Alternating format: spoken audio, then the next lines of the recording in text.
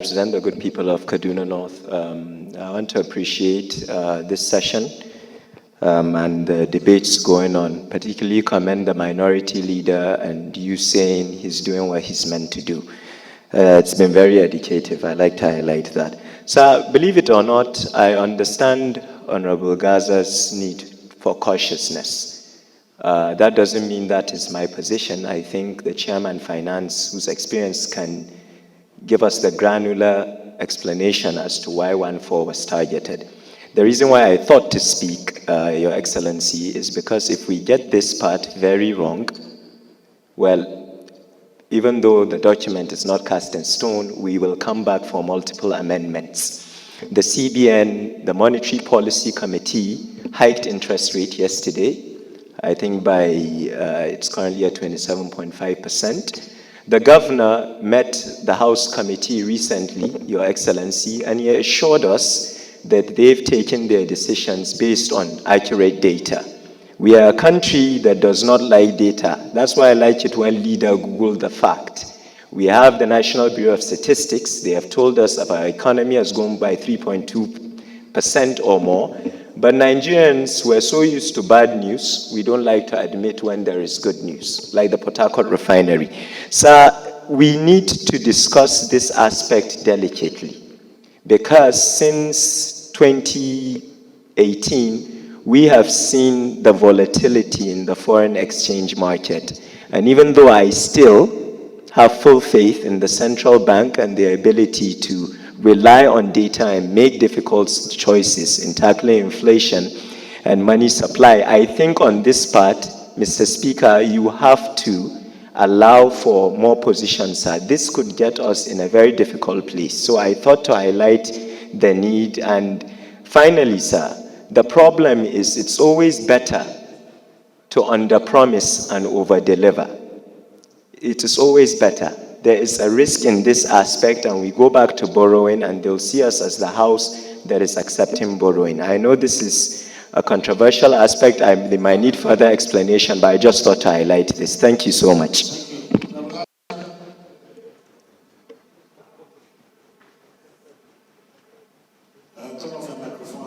My distinguished colleagues, I'm very happy for this debate.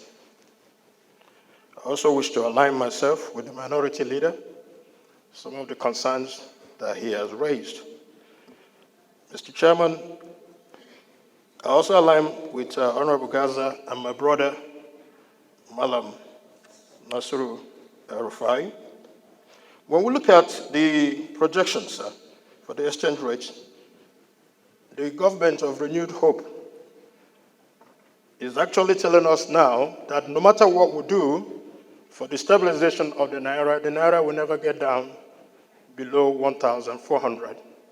Today in the parallel market, Naira is close to 1,800 to the dollar. The street projection, Mr. Speaker, is that by December, Naira will be 2,000 Naira to the dollar. And we're benchmarking 1,400. What it means is that the renewed suffering, hunger, instability continues. So we need to be circumspect, Mr. Chairman, on some of these projections. If we were saying that by 2000, well, just like Gaza said, we need to be realistic. At least we should peg it between 1,500 to 1,600 to be realistic to the current exchange rate that is prevalent in the country. So that is what I'm proposing, Mr. Speaker. Let me hear exchange rate, and it's proposing 1,400. My colleagues, the Chairman, Finance and National Planning, have equally said so eloquently that if there is any major shift, it is not a document that is cast in stone. We can still come back and look at it critically. Now, over the past year, we have seen the volatility with regards to our currency.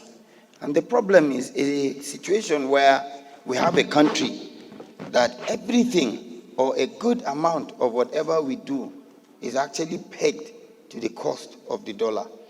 If we do not get an appropriate or a very suitable proposed rate, what that will mean is that we would have to increase our borrowing to make up for any deficit. I just looked at the CBN rates for today, and the CBN is giving us a rate of 1,678 to 1,679 to a dollar.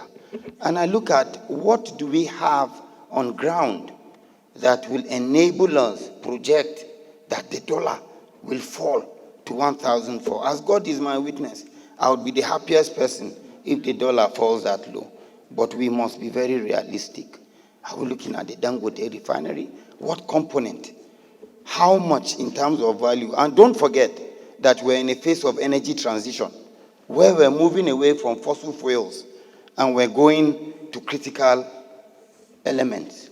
We're going to scenarios where we're doing more batteries and less of fuel. And fossil fuel, still remains our main source of income. So I've actually preferred that we look at a rate, considering the rate at which it has been progressing or declining. Let us equally look at a more realistic rate. Probably put it, maybe even if it is 1,005 a barrel, it will be more realistic in the long run. Thank you. With regards to the item under consideration, which is about the exchange rate, I want to recall our minds to what's happening last year and what is happening now. As at last year, our country was still import dependent on almost all our petroleum products, neat as a country.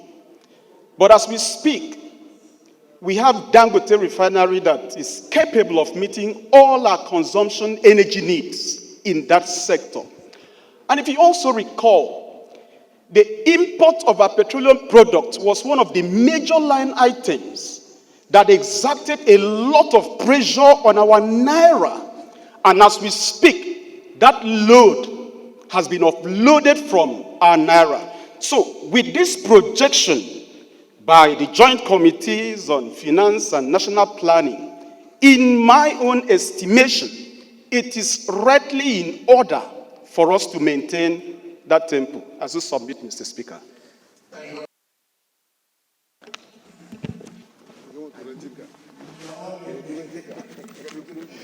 Mr. Speaker, the basis of why we devalued our naira is because we have less revenue, so that we'll have content of dollar to share across the country in order to execute development projects. Our revenue is short. We need to devalue the naira so that we get more value of the currency and share to pay salaries, to do other things across the country. That is just the layman understanding. Well, in reference to this projection, 2025, 2026, 2027, we said our oil receipts and production will improve. So we will look at the monetary policy and see, okay, since our oil revenue has improved, we'll have more dollar content, therefore we'll have more naira. So a naira will be strengthened, will get more value. It will be stepped down, but it's still not too ambitious. It's within the margin of, realities with respect to monetary policy. Everybody will attest to the fact that the monetary policy of this country over the years, over 1.5 years, there's a lot of discipline in it.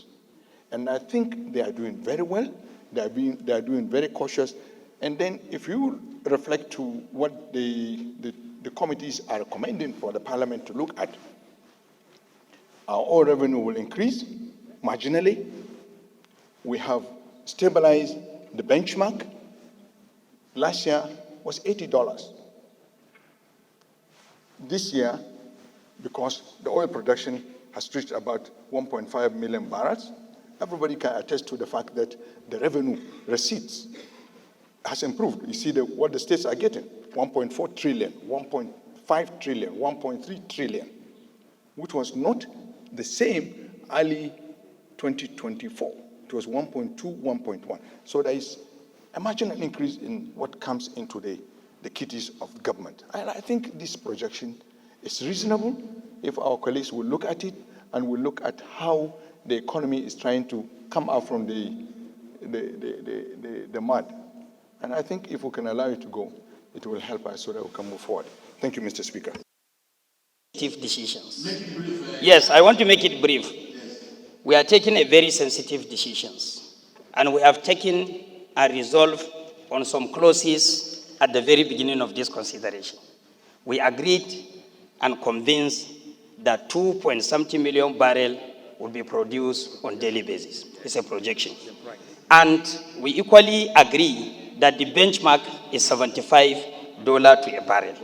We equally projected that it's going to be 4.6 growth in our GDP. Bearing in mind doing all this, the assumption is the value of our currency is going to improve, thereby reducing the level or the value of our exchange rate. So my assumption is maybe the committee is even under ambitious to me, Honorable Jaha. I can even go for 1.3.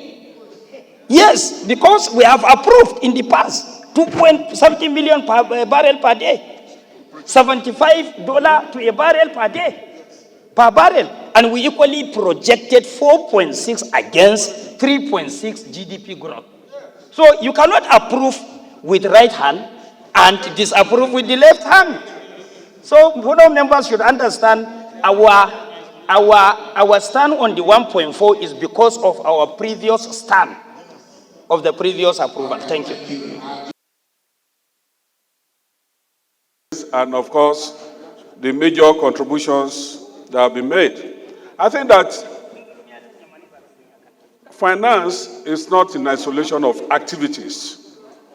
And Honorable Jaha has just said the main issue. We are expecting growth. And when we grow, we have more money in the kitty. We are expecting increase in our volume of oil production. When we have increase in the volume of oil production, your foreign reserve will increase. When your foreign reserve increase from what it is, you are stronger. Your currency, your naira will be stronger. Do you understand? Against any other currency. I think this is just the basic issue. It's not about, it's not a guesswork. What we should do, of course, is from my brother from minority leader from the south, they should please appeal to them to ensure that there is stability in the oil production. If we have stability in the oil production, we have more crude oil. When we have more crude oil, we are able to export. When we export, we have more money. If you take my brother from Imo also, saying we should increase to 1,005 to 1,006. Yet, you said Nigerians, the poor Nigerians are crying of hunger. If you increase to 1,006, you are also increasing cost. Do you understand? We are saying there is no way, if you have growth, estimated growth of 4.6, you cannot remain on the same exchange rate. Simple and straightforward. And when you talk about borrowing, sir, borrowing is already detailed. Sir, borrowing is already detailed in the bill before us. Thank you. So please be patient with us. Our projected inflation rate is 15.75 for 2025, which is barely a month away, 14.21 for 2026, and 10.04 for 2027. Again, the same worry of my dear colleague will come to play. Now, if we look at the inflation rate as it stands today, let me borrow a leaf from you so I don't make any error again. I know that in June, it was 34.9 in June this year. And June last year, that is a year ago, it was 22.79. There was an increase of close to 10%. But from the information we have, as at October, it's 34%. By November, this month, it's 33.5. That is a reduction of 5%. And the projection is that by December, 16th of December, yes, I'm coming to that, by 16th of December, that will have 36%. So I don't see how in a matter of 1 or 2 months that the inflation rate will come down to 15%, over 100% reduction. No, I'm just saying that the projection for 2025 is about 2 months away. That's where I'm going to. So I'm saying that the projection is over ambitious. Let us take it. I sincerely and with every sense of responsibility.